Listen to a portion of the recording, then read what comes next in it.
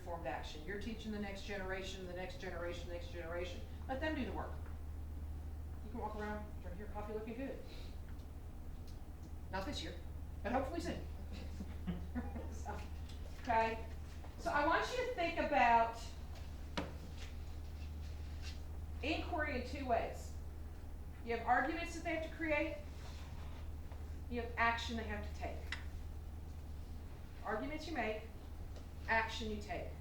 Social studies is not meant to be passive, and too often it is. Inquiry allows you to move past that passivity and really get into some nitty-gritty.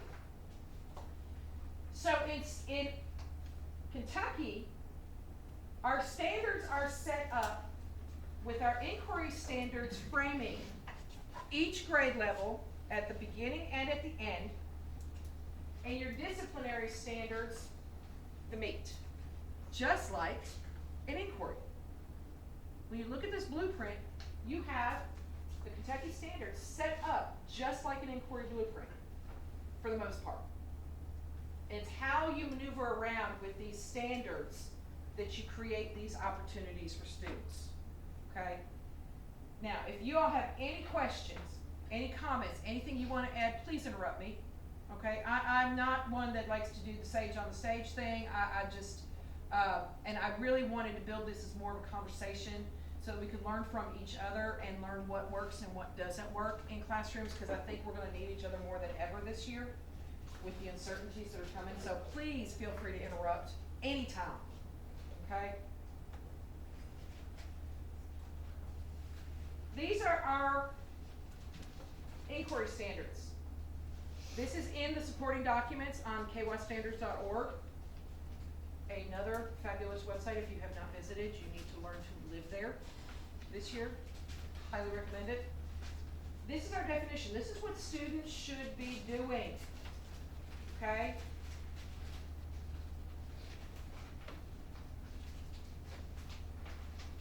This is how we work with inquiry in our social studies standards. And I think some of you have seen this graphic before. I think a lot of you have seen this graphic before. These graphics were taken straight out of the standards documents.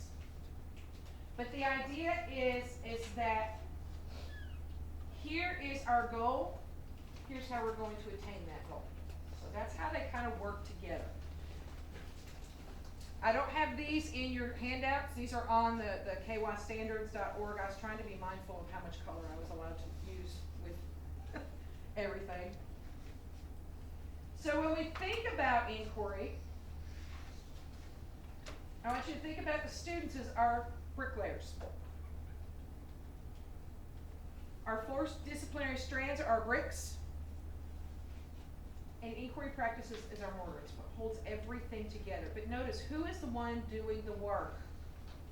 Students, not us. I don't know about you, but I know that I got to a point where I was exhausted coming home going, oh my gosh, my day was so hard. Why? I passed 8th grade. I don't need to do it again. Okay? This builds your students' stamina for creating meaningful social studies experiences. It also builds their stamina as a student.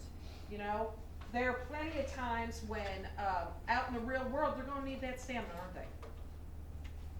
So this allows them that practice time.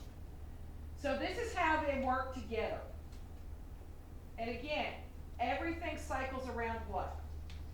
This disciplinary foundational knowledge.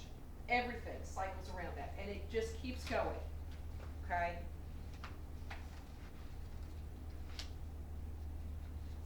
This is something I know that my high school folks have seen. So what elements do we need to scaffold arguments? You know, kids are not going to be good at arguments right off the bat. I don't know if any of you know Ryan New.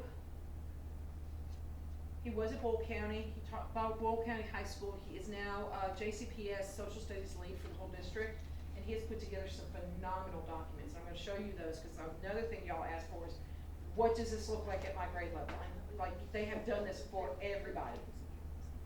But Ryan New he has created these things, and he's given them basically to the state to use. And JCPS is not asking for anything. Everything is free. You're welcome to borrow anything that they have. What he has done, and one reason that I really like this is because everything is color-coded in their documents.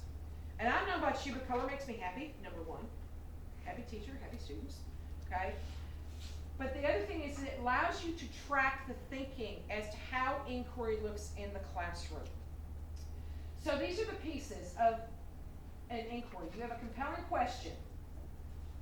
This is what you want students to answer. You have a supporting question. This is where your disciplinary lenses come in. This is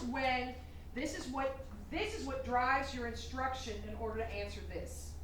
Okay? Formative performance tasks. These are organizational tasks. These are those things that you want kids to do once they get into this. And yes, this is here. It's on the back sheet of the scaffold. So you do have this one in color. Okay? These could be those performance assessments. Okay? Organizational skills. So this is how are we going to organize our thinking. So I want you to think about your EC students or your students that need those extra supports. It's built right into the scaffold. Okay? Discussion tasks. Guys, I cannot tell you how important it is for kids to talk to each other about what they're learning. They've got to be able to talk with an inquiry. It deepens their thinking and allows them to see another way to think. Is it going to look different this year? Yes, it is. But as you can see, you guys still had some pretty rich discussions from what I was hearing, even while we were social distancing. Okay? Your classrooms are going to look different. You're going to have different ways to figure out how to do this discussion. You could have them do it virtually. You could post something on Google Classroom and have them respond to it and respond to each other. You could have kids create blog posts and respond to each other. There are ways to do discussion that is not just face-to-face verbal. You could have them do a flip grid and respond to each other. There are all kinds of different ways to get this piece in with this new reality we're facing. But it is going to require thinking outside the box. And things that have never been tried before, maybe, or maybe things that need to be tweaked.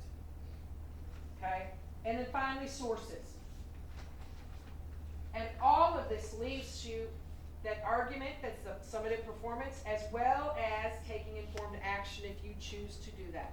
That is not required in an inquiry, it's an extension. Okay? But your kids may go, well, but we figured this out and now we want to do something with this. Hallelujah. You know, imagine a classroom where they just sat there and did that all the time. I want to do something about this. I want to change my world. I want to be the change. I want to change things for the better. Isn't that what being in a democracy is all about? We're training them to be civically engaged citizens, not just to pass whatever grade they're in, or to take a test at the end of the year. Think bigger. Think bigger. Okay? So, the way that this scaffolds is this. And this is why I wanted you to have the color coding in front of you. It's a system. It's a structure. And with distance learning happening the way that it is this year, we're going to have a system and a structure in place to keep us sane. Number one. Because if we're not sane, we're going to do no students any good at all.